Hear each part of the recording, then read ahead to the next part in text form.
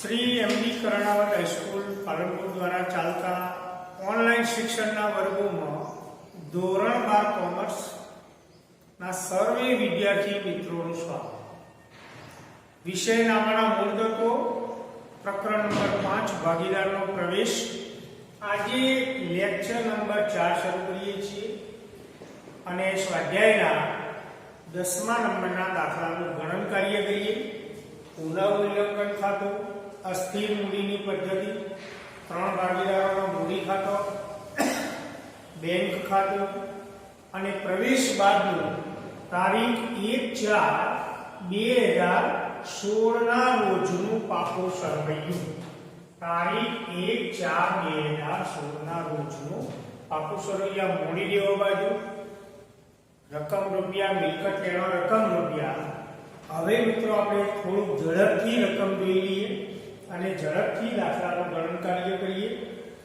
વિદિત અને વિશાળ 2/3 ના પ્રમાણમાં નફો નુકસાન વેચે છે। જૂનું પ્રમાણ 2/3, ના આપ્યું હોય તો 1/1। 31/3/2016 ના રોજનું પાકું સરવૈયું મૂડી, આકસ્મિક અનામત, કામદાર વળતર અનામત, રોકાણ અનામત, લેણદારો, ગરખાડ અનામત, મકાન, યંત્રો, સ્ટોક, દેવાદારો, બેંક રોકાણ। 1/4/2016 ના રોજ બંટીને નવા ભાગીદાર તરીકે નીચેની શરતોએ પ્રવેશ આપ્યો। વિદિત તેના ભાગમાંની 1/4 ભાગ અને વિશાળ તેના ભાગમાંની 1/8 ભાગ બંટીની તરફેણમાં ત્યાગ કરશે। મહત્વનો મુદ્દો, આના ઉપરથી ત્યાગનું પ્રમાણ મળી જાય। બંટી મૂડી તરીકે 72,000 અને તેના ભાગની પાઘડી રોકડમાં આવશે। પેઢીની પાઘડીનું મૂલ્યાંકન 32,000 કરી। વિદિત અને વિશાળ તેમને મળેલ પાઘડી પૈકી 50% પાઘડી રોકડમાં ઉપાડી જશે। યંત્રો ઉપર 10% ઘસારો, દેવાદારોમાંથી 3600 ગાલખાત તરીકે મોડી વળવા, 15% ગાલખાત અનામતની જોગવાઈ કરવી, રોકાણોની બજાર કિંમત 9,000, કારીગર વળતર પેટે 30,000 નો દાવો સ્વીકારો, લેણદારોને 10% રકમ ચૂકવવી નહીં પડે, જરૂરી ખાતો અને નવી પેઢીનું પાકું સરવૈયું। तो સૌથી પહેલા આપણે મૂડીની જમા બાકી જમા બાજુ દર્શાવી દઈએ। તો બે ભાગીદારો જૂના વિદિત અને વિશાળ, તો ભાગીદારોની મૂડી ખાતાની જમા બાજુ બાકી આગળ આવ્યા 48,060।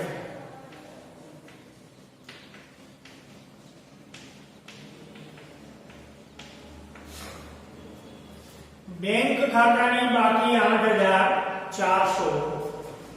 तो बैंक खातु उधार बाकी बतावे छे એટલે बैंक शिल्लक। तो उधार रोकड़ बैंक खातानी उधार बाजू 8,400। बैंक खातु जमा बाकी बतावતું હોય તો बैंक ओवरड्राफ्ट કહેવાય। હવે પાકા સરિયામાં મૂડી દેવા બાજુ નજર કરીએ તો જે અનામતો હોય, નફા નુકસાન ખાતાની જમા બાકી હોય, એ જૂના ભાગીદારો વચ્ચે જૂના પ્રમાણમાં વહેંચાય। એટલે જૂના ભાગીદારોના મૂડી ખાતાની જમા બાજુ આ રકમ મૂડીમાં વધારો કરશે। તો સૌથી પહેલા આકસ્મિક અનામત 9,000। तो आकस्मिक अनामत ए अनामत छे माटे बंने भागीदारोना मूडी खातानी जमा बाजू जूना प्रमाणमां 2/3। तो आकस्मिक अनामत 9,000, 2/5 गुण्या 9,000 એટલે 3600, 3/5 ગુણ્યા 9,000 એટલે 5400। બંને ભાગીદારોના મૂડી ખાતાની જમા બાજુ आकस्मिक अनामत खाते 2/5 गुण्या 9,000 એટલે 3600 અને 5400, 3/5 ગુણ્યા 9,000। ત્યાર પછી કામદાર વળતર અનામત। તો નીચે શરતોમાં આપણે નજર કરીએ તો મુદ્દા નંબર 8 ની અંદર કારીગર વળતર પેટે 30,000 નો દાવો સ્વીકારવો। એટલે કારીગરને વળતરના દાવા પેટે 30,000 પેઢીએ ચૂકવવાના થયા। આ દાવો ચૂકવવાનો બાકી એ પેઢી માટે દેવું છે, માટે પાકા સળિયામાં મૂડી દેવા બાજુ એની એન્ટ્રી થાય. હવે પાકા સળિયામાં કામદાર વળતર અનામત 24,000, તો કામદાર વળતર અનામતમાંથી દાવાની રકમ ચૂકવાય. પણ કામદાર વળતર અનામત 24,000 છે, જ્યારે દાવો ચૂકવવાનો 30,000, તો 24,000 કામદાર વળતરના દાવા પેટે ચૂકવવા પડશે. હવે કામદાર વળતર અનામતની કોઈ બાકી રહેતી નથી. ખૂટતી રકમ 6,000, 30,000 માઇનસ 24,000 બરાબર 6,000, તો 6,000 રૂપિયા કામદાર વળતરના દાવાની જોગવાઈ પુનઃમૂલ્યાંકન ખાતેથી કરવી પડે. તો પુનઃમૂલ્યાંકન ખાતાની ઉધાર બાજુ કામદાર વળતર અનામત દાવાની જોગવાઈ ખાતે 30,000 માઇનસ 24,000 એટલે 6,000 રૂપિયા કામદાર વળતરના દાવાની જોગવાઈ પેટે જોગવાઈ કરવી પડશે. દાવો ચૂકવવાનો બાકી પાકા સળિયામાં મૂડી દેવા બાજુ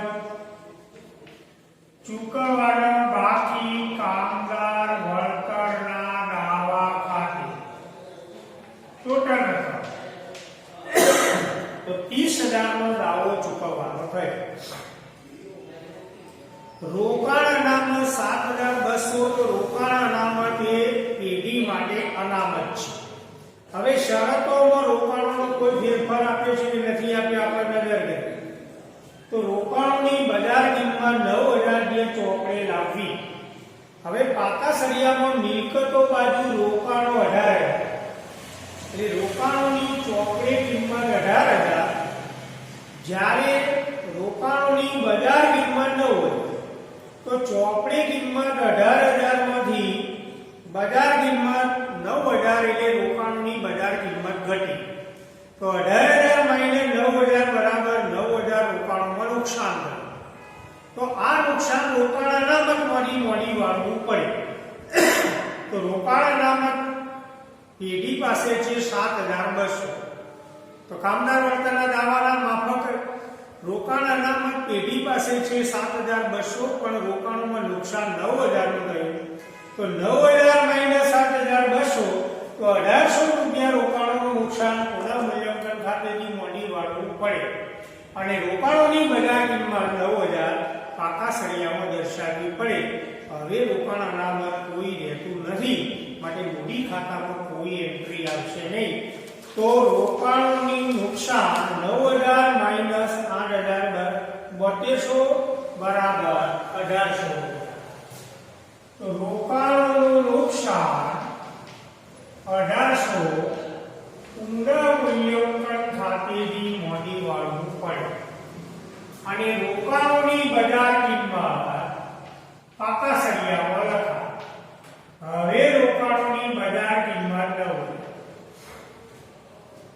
રોકાણોની બજાર કિંમત 9,000, રોકાણ અનામત 7,200 પૂરેપૂરું નુકસાન તરીકે મોડી વાળવામાં આવશે. ત્યાર પછી લેણદારો દેવું કહેવાય, દલખાન અનામત જોગવાઈ કહેવાય. મિલકત લેણા બાજુ જૂની પાઘડી આપી નથી. જૂની પાઘડી આપી હોય તો જૂના પ્રમાણમાં ભાગીદારોના મૂડી ખાતે મોડી વાળવી પડે. બાકીની બધી મિલકતો કોઈ નહીં મોડી વાળેલો ખર્ચ પણ આપ્યો નથી. હવે આપણે શરતો ને ધ્યાનમાં લઈએ. પહેલા મુદ્દા ઉપરથી ત્યાગનું પ્રમાણ મળી જાય. મુદ્દા નંબર 2, બંટી મૂડી તરીકે 7200 લાવશે. તો બંટી મૂડી તરીકે 7200 લાવશે. રોકડ કે બેંક ખાતે ઉધાર 72,000 થી બંટીના મૂડી ખાતે જમા. તો રોકડ બેંક ખાતાની ઉધાર બાજુ બંટીના મૂડી ખાતે 72,000, બંટીના મૂડી ખાતે 72,000. અને બંટીના મૂડી ખાતાની જમા બાજુ રોકડ બેંક ખાતે આ મૂડીની રકમ બંટીના ખાનાની અંદર 72.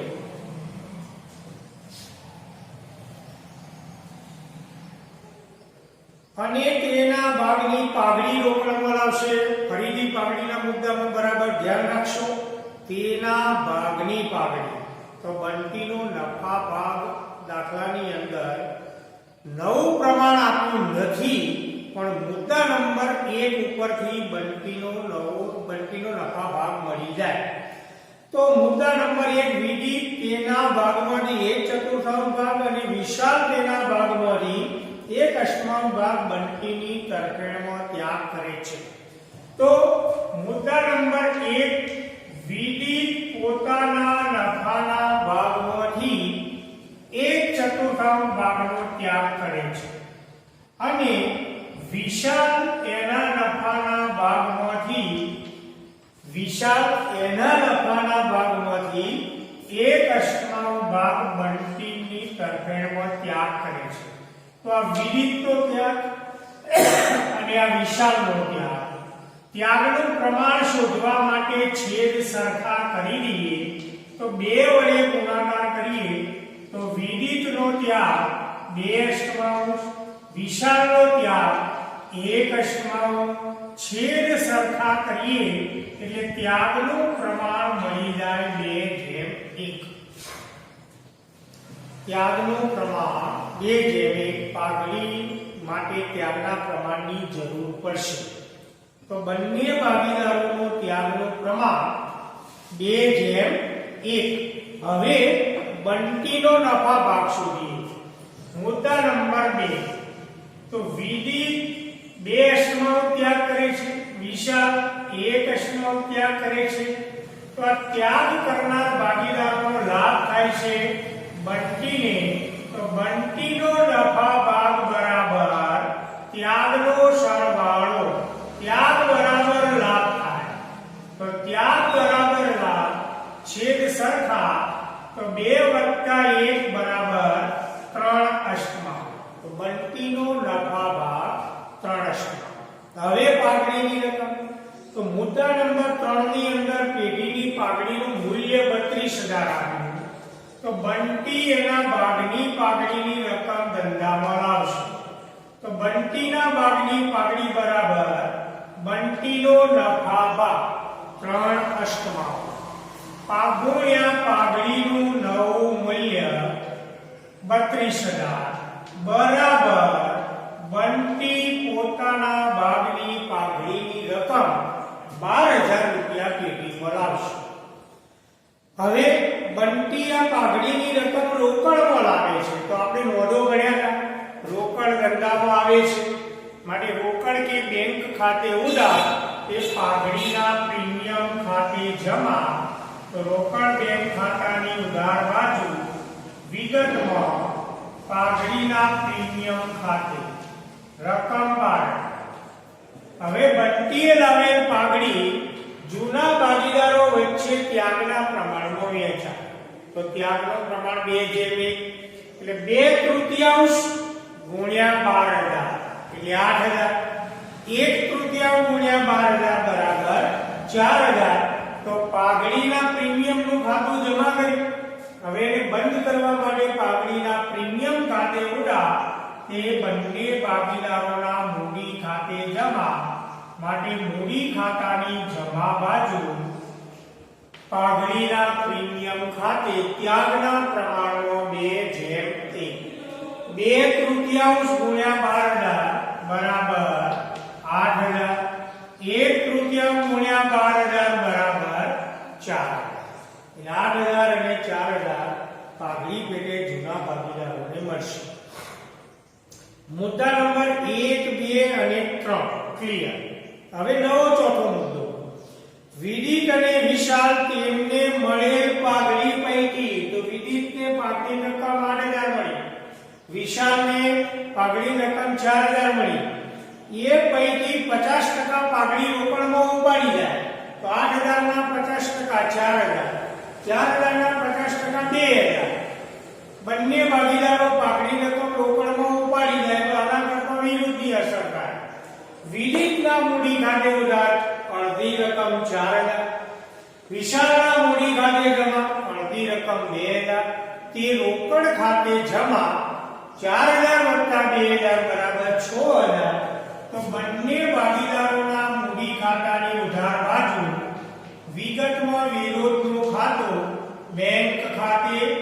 આ પાઘડીની રકમ લઈ ગયા 8000 ના અડધા 4000 ના અડધા 2000 એ બંનેના મૂડી ખાતાની ઉધાર બાજુ બેંક ખાતે જમા તો બેંક ખાતાની જમા બાજુ વિરોધનો ખાતો વિદિતના મૂડી ખાતે અને વિશાલના મૂડી ખાતે અડધી અડધી રકમ 4000 અને 2000 પાઘડીની રકમ આવે તો બેંક ખાતે ઉધાર જાય તો બેંક ખાતે જમા હવે મિલકત દેવાના ફેરફાર એક અસર સોના મૂલ્યાંકન ખાતા અને પાકા સળિયામાં બીજી અસર નવી કિંમતે યંત્રો ઉપર 10% ઘસારો તો યંત્રો 30000 એના 10% એટલે 3000 ઘસારાના પરિણામે પેઢીનો નફો ઘટશે માટે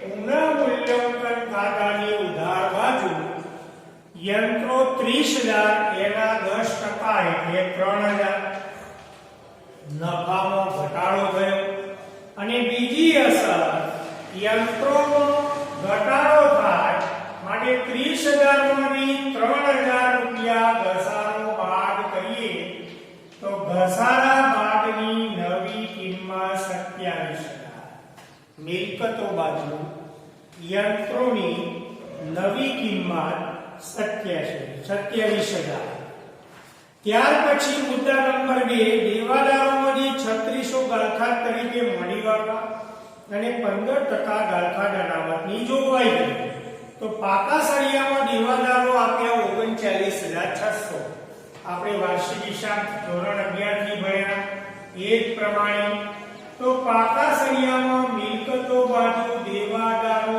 39600 પહેલી ગાળખાત બાદ થાય પછી ગાળખાત અનામત બાદ થાય તો ગાળખાતની રકમ દાખલાની અંદર આપી 3600 અને પછી 15% ગાળખાત અનામત તો -3600 ગાળખાત બાદ બાકી નીચે 36000 -15% ગાળખાત અનામત તો 36000 ના 15% કેલ્ક્યુલેટરનો આપણે ઉપયોગ કરીએ તો 36000 ગુણ્યા 15% 5400 રૂપિયા ગાળખાત અનામત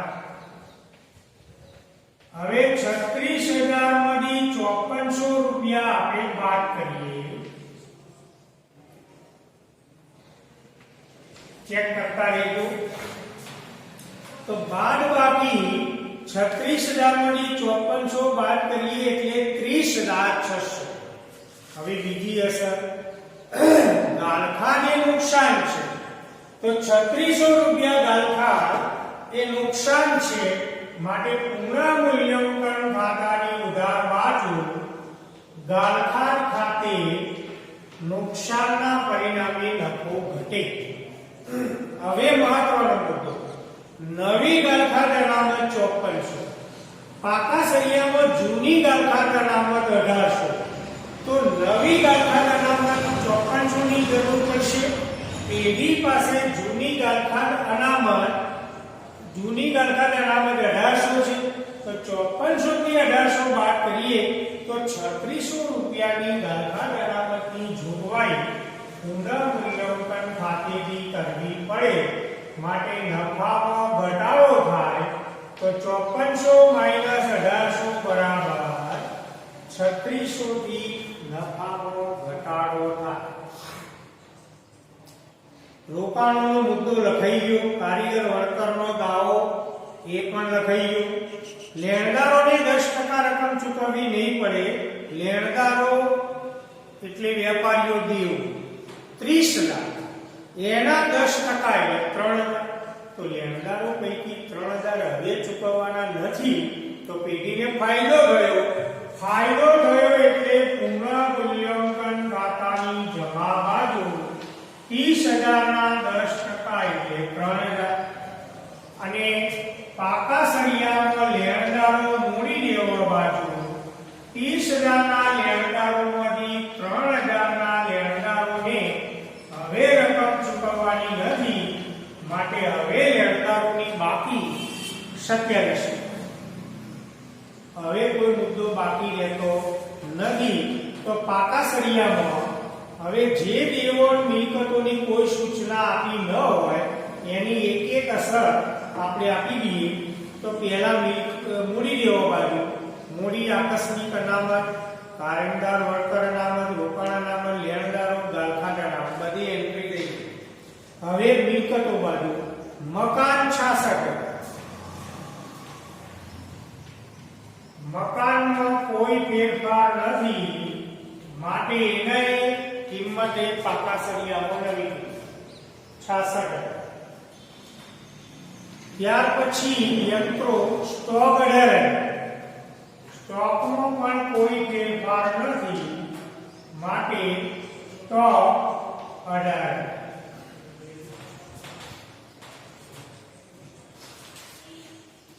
ત્યાર પછી દેવાદારો લખેલું બેંક અને રોકાણો. તો રોકાણોની તો 9000 બજાર કિંમત ચોપડી લખી દીધી. હવે કોઈ વિગત બાકી રહેતી નથી. તો હવે આપણે પુનઃ મૂલ્યાંકન ખાતામાં પરિણામ શોધી કાઢીએ. જમાના સરવાળા કરતા ઉધાર બાજુનો સરવાળો વધારે છે. તો ઉધાર બાજુનો સરવાળો આપણે પહેલા કરીશું. તો 8 6 14 20 ચેક કરતા રહેજો. પુનઃ મૂલ્યાંકન ખાતાનો ઉધાર બાજુનો સરવાળો 18 કે 18000 માંથી 3000 બાદ કરીએ તો તફાવતની રકમ 15000. પુનઃ મૂલ્યાંકન ખાતાનો ઉધાર બાજુનો સરવાળો વધારે થયો માટે આને પુનઃ મૂલ્યાંકન ખાતાની ઉધાર બાકી એટલે ખોટ કહેવાય. અને આ ખોટ બંને જૂના ભાગીદારો વચ્ચે જૂના પ્રમાણમાં વહેંચણી કરવી પડે. તો જૂનું પ્રમાણ 2:3. બંને ભાગીદારોના નામ વિધિ અને વિશાલ 2:3 ના પ્રમાણમાં ખોટની વહેંચણી થાય. 2/5 ગુણ્યા 15000 એટલે 6000. પહેલા ભાગીદારની ખોટ 6000. 3/5 ગુણ્યા 15000 એટલે 9000. 6000 અને 9000. ખોટ થવાના પરિણામે મૂડી ઘટે માટે મૂડી ખાતાની ઉધાર બાજુ નોંધ આવી જાય. વિદિતના મૂડી ખાતે ઉધાર 6000, વિશાલના મૂડી ખાતે ઉધાર 9000. તે પુનઃ મૂલ્યાંકન ખાતે જમા. તો પુનઃ મૂલ્યાંકન ખાતે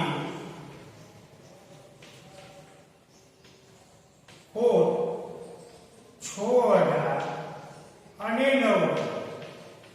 ખોટ થવાના પરિણામે મૂડી ઘટે. પુનઃ મૂલ્યાંકન ખાતું ક્લિયર. હવે મૂડીની આપણે બાકી શોધી કાઢીએ. તો મૂડી ખાતાની જમા બાકી હોય સામાન્ય રીતે તો આપણે જમા બાજુનો સરવાળો પહેલા કરીશું. એ સરવાળો આપણે ઉધાર બાજુનો કરીશું. તો છેલ્લા ભાગીદારના મૂડી ખાતાનો સરવાળો 72000.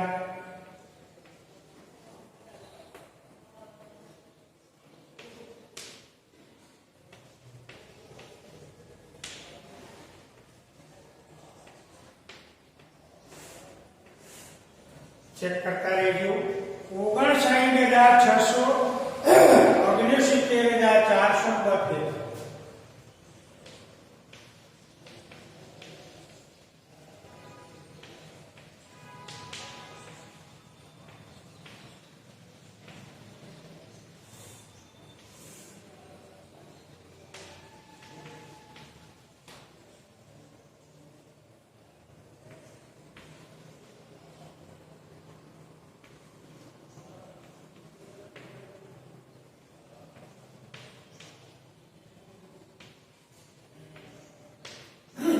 ચેક કરતા રહેજો.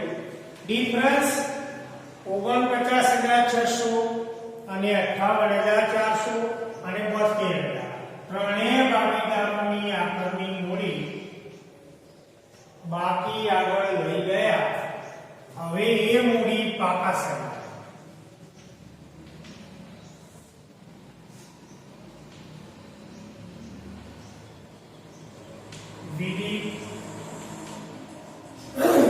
વિશાલ અને બંટી 49,600 58,400 72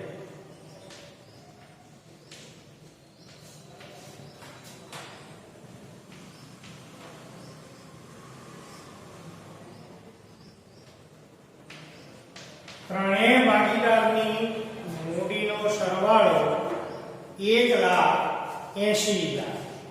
હવે બેંક ખાતાની બાકી આપણે શોધી કાઢીએ. ઉધાર બાજુનો સરવાળો વધારે છે.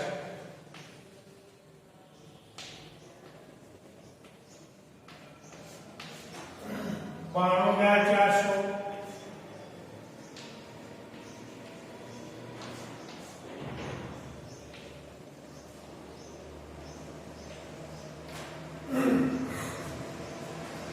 તફાવતની રકમ 86,400 બેંક ખાતાની ઉધાર બાકી એટલે બેંક સિવાય આખરની બાકી 86,000.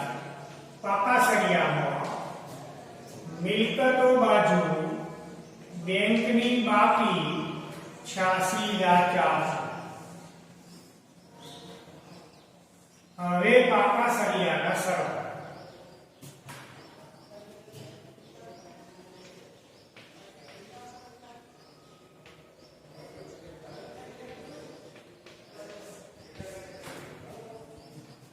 સરવાળા ચેક કરતા રહેજો. 2,37,000